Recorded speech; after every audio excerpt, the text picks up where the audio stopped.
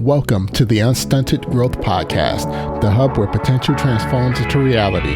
I'm your host, Dr. Jamil Ramsey, the black guy who codes, and this is the platform where we navigate the path of personal and professional development. Let's dive into another episode of Unstunted Growth, where your potential knows no bounds. Welcome to the show.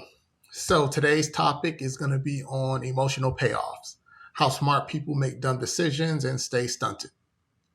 All right, so recently I was a guest on the Dr. Kiki Ramsey podcast. Shout out to my wife, Dr. Kiki Ramsey. If you are not currently subscribed or checking out her podcast, go ahead and look for her on YouTube or on all of the major podcast streaming platforms. So our discussion was on a failure to launch, why people get stuck, how we get in these ruts of not being able to make it to the next level and most of the things we want to do. So I touched upon the topic of struggle versus sacrifice and our decision making on how we deal with the tough moments in our life. And what came up was, we struggle, we know what we need to do, but why is it we just can't get out of our own ways and do the things that we need to do? So I had a couple of days to really think about it. And one of the things that struck me was a concept that my wife and I talked about a lot over the years, and that's settling for emotional payoffs. So a lot of people may ask, what is an emotional payoff? And I guess the shortest answer for me is that an emotional payoff is just an emotional justification or validation that allows you to continue a set of behaviors that are in opposition of some goal or aspiration that you have. I used to use this example a lot. Like if you are an aspiring entrepreneur and you have all these great business ideas and you just can't seem to just get from the idea stage to actually implementing. You may have found that everyone you talk to just say how great your ideas are and you're going to be successful. That is definitely something that's going to succeed. I just love that idea. And you're listening to this praise and validation and smiling like, yeah, I love it too. You love it so much that praise, that emotional payoff is enough for you that you don't actually have to start this business. You don't really have to take steps forward because people validating you as a entrepreneurial genius, even though you haven't actually done any work, is enough. Actually, starting a business is very risky and very emotionally draining, and the chances for failure are high. So in a lot of ways, that emotional payoff is quicker, it's better, and it's safer than actually going out there and trying to make a business work. So that's what an emotional payoff is. You settle for that emotional payoff, that emotional validation that this X thing is a great thing and people can see the value in it. But moving from being satisfied with that emotional validation to saying, I want to be successful doing this thing. And that's where people get stuck in the cycle of struggle and sacrifice. All right, so the question is, why is an emotional payoff so dangerous? I mean, you may say, what's wrong with getting praise and validation for your ideas, getting this emotional support? Doesn't that allow you to, have the motivation to go and take the next steps? And this is where it becomes very dangerous because it absolutely does not give you the motivation to go forward and make these next steps. What it does is the payoff gives you the illusion that you're actually making progress when you're not. So in the situation of the entrepreneur who's getting all this validation from their peer group about how much of a genius they are and how this idea has no chance of failure because it's just so great, you feel like you accomplished something. You feel like if all these people can look at my idea and say it's good, then I must have already accomplished something. But for a business, if you can't get to implementation, it doesn't really exist. It's all in your mind.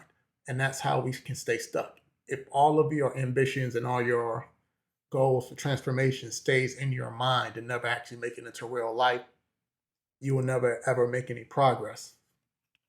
So one of the recommendations I make to people when they have a big goal is not to talk to people about the idea.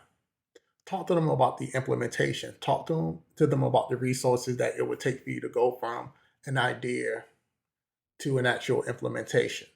That is a conversation that can actually lead from emotional validation to concrete steps on to getting your goal accomplished. When we're talking about emotional payoffs, in what areas in our life does emotional payoffs show up a lot?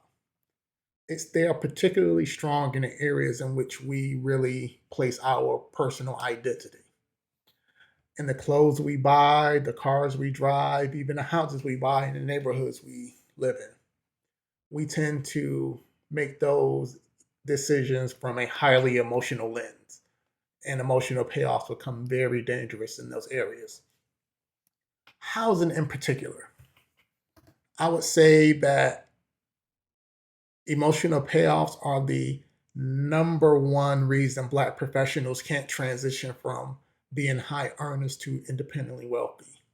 And I can give you an example of, let's look at home ownership. Let's say you are I don't know, you're a 29, 30 something ish professional. You did all the right things in life. You graduated from high school with honors. You went to college, did really well, did your internships, got a great career coming out of college. And you've working a few years, you got to grind in. You made some small advancements on your career. Maybe you're not a junior professional anymore. You're in the early mid-level career stage, making decent money. Here's where emotional payoff rears its ugly head for us. It may have come a little bit earlier, but for the purposes of this conversation, it's more important at this stage that we understand emotional payoff. Hey, I did all the right things. I did good in high school, kept my nose clean, went to college, kept my nose clean. Now I'm working for a few years, I'm making some money. Things is good. I did everything right. You know what? I think I deserve a few things for all the things that I've done right. Now, now that I feel like I deserve things, now we move ourselves into the realm of emotional payoffs. Yeah, I've been riding around in this car. It's a beater. Now I can afford to go to my local luxury dealer because, hey, I'm a young professional. I'm doing well. I'm going to do nothing but make more money in the future. Now it's time for my car to reflect my lifestyle. All right, I'm a professional. My suit game not looking that great. I need to go and start looking for some suits. But I can't go to discount suit shops anymore. No, no, no, no, no. I'm a big time professional. I make money. Now I need designer suits. Okay, now I got designer suits. I can't let the rest of my wardrobe fall behind. I got to catch that up. I seen a nice Gucci belt that I want when I was at the mall looking for suits. Okay, I can't roll up to this apartment in a nice whip and a nice suit and nice shoes. It's time to upgrade the car, upgrade the house, upgrade everything because you know what? I worked for a long time. I did all the right things and now I deserve it. You are actively looking for an emotional payoff for some sign of success. And I know a lot of y'all may be thinking, Dr. Ramsey, what's wrong with that? That's normal. You work, you advance, you make money, you spend money. In some instances, yes, but there are some things that are really wrong with that. And mostly it comes down to what were your goals for doing all of that? Goals and intentions. When we started our educational journey, one of the main reasons, and this is specifically targeted to my community, the Black community, is that education was the path to elevating your family and generating quote unquote generational wealth. So the stated goal of us really becoming successful to the core was to elevate our family and elevate future generations.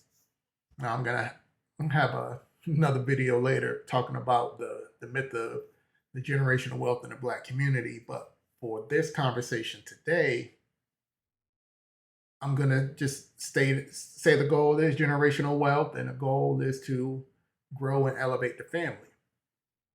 But if you looked at the illustration of our young professional, the goal turned from acquiring wealth and elevating a family to becoming a success and being able to show the trappings of that success, the house, the car, the money, and having people being able to recognize you as successful.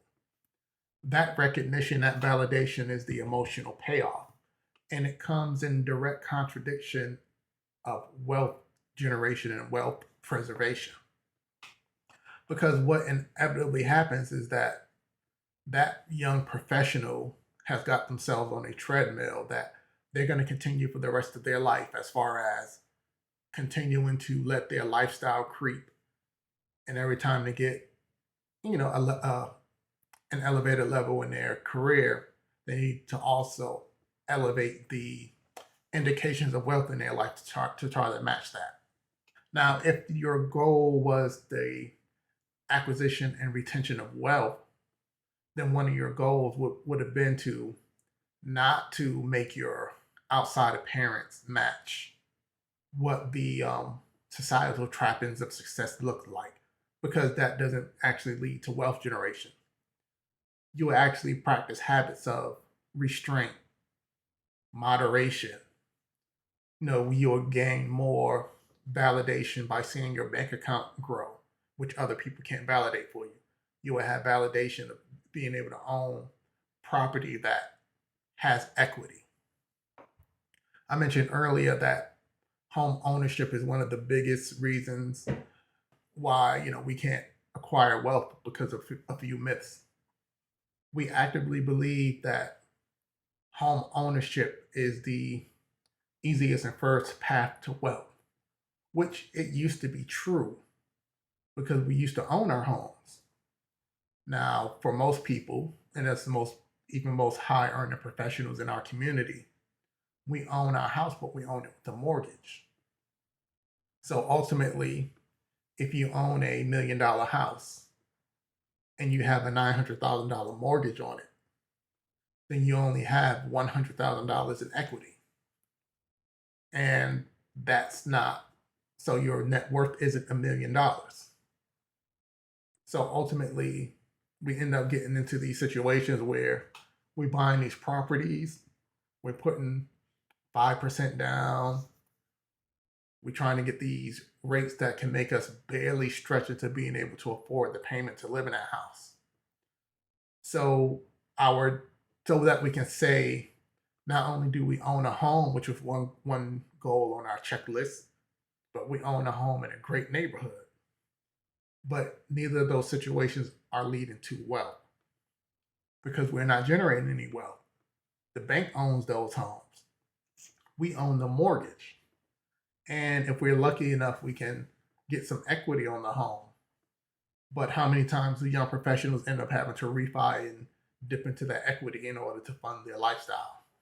Ultimately, that home does not become an asset, but it's your largest liability. And it doesn't lead to wealth. And even the equity in a house, you can't unlock it without getting another mortgage or selling. And then it only ends up being a percentage of that equity. So the idea of home ownership into generational wealth is a myth if we do it with mortgages and our balances never decrease. Okay, so I don't want any of y'all to jump off the ship at this point. I am pro home ownership, but we have to remove the whole component of our emotional payout out of a home. And we really have to look at it as an investment, and we have to treat it as an investment. So if you are going to make an investment, you want to leverage it so that it actually gives you the return you want later. So I would, this is just my personal opinion, and everyone's free to do it differently. But if you are going to purchase a home, you need to keep the total out the door payment to 30% or less of your monthly income. Now, for a lot of people, that's like, hey, I may make good money, but I don't make that good money. That payment barely gets me into anywhere that, is going to be good for me to live. That's going to match my lifestyle. That's going to do X, Y, Z from an emotional payoff point of view. But the real question is what's the goal? If your goal is just to be in a nice neighborhood, rent. If you can't afford to buy in that neighborhood, because buying in that neighborhood that you can't afford to buy in is just going to be a drag on you financially.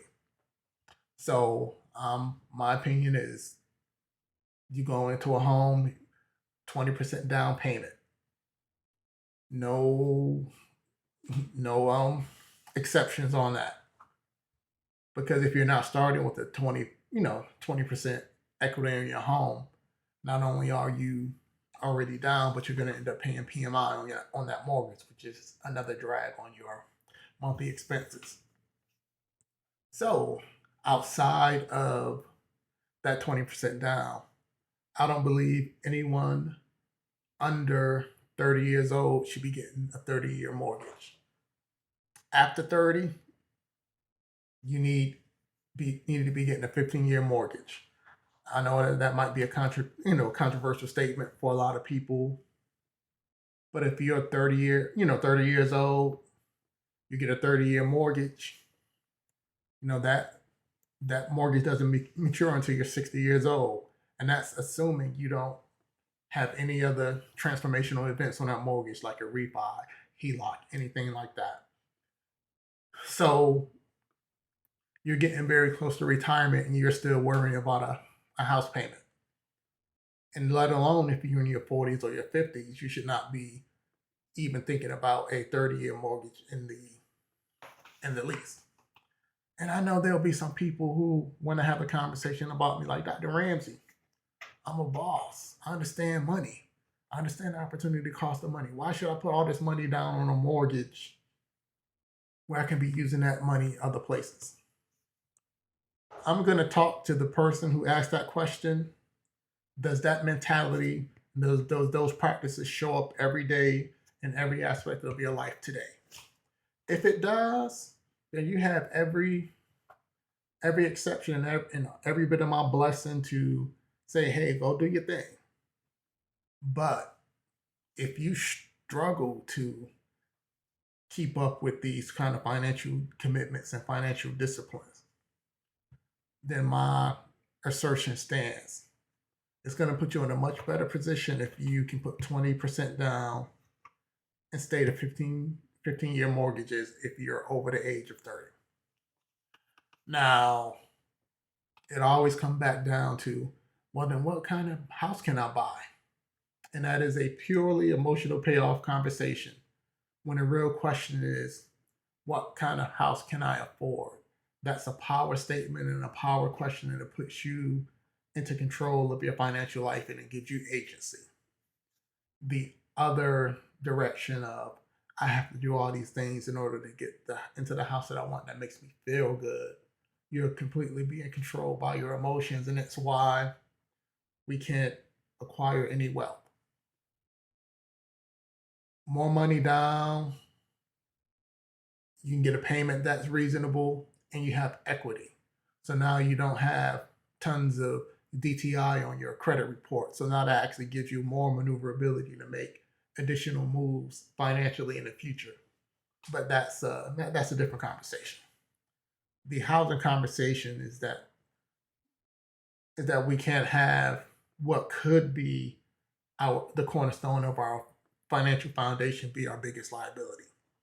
And it can't be because I needed to be somewhere in some neighborhood at some price level, and I did anything I could to get into the door. And now that I'm here, I'm struggling to stay here. And I can't save any money. I can't pay my bills, and ultimately, I may be in the danger of foreclosure. And that's how many professionals get stuck. You don't want to lose this house. You don't want to go to a different neighborhood. You don't want to change your kids' schools. You put yourself in a tough position. So This is for all of my early stage career people. Try as you can to break this cycle of only being moved by the validation from third parties. So that comes down to my biggest point is understanding where in your life that you've been taken over by emotional payoffs. See if you can make a list and write them down. What are your motivations for the car you drive, the clothes you wear, the house you drive, the house you live in, what neighborhood you are, what clubs you attend, what friends that you hang out with? What is the payoff you get for the interactions in all those areas in your life? And ask yourself, does this payoff helps me long term? Does it have any tangible benefits, or does it just make me feel good? If we can get a list and understand what our emotional payoffs are, we can start making some strategic steps to saying, hey, maybe this emotional payoff is not going to get me where I want. What does it look like to set some strategic goals? How can I break this cycle of allowing emotional payoffs to override my logic, to make me make decisions that aren't in my best interest for the long term, but can make me feel good? I know this has been a lot, but it's a real conversation. The emotional payoff cycle will keep us stunted and broke and unhappy for the rest of our lives. And if we can really understand this emotional motivation and really take some steps to saying, hey, I'm not satisfied with this emotional payoff.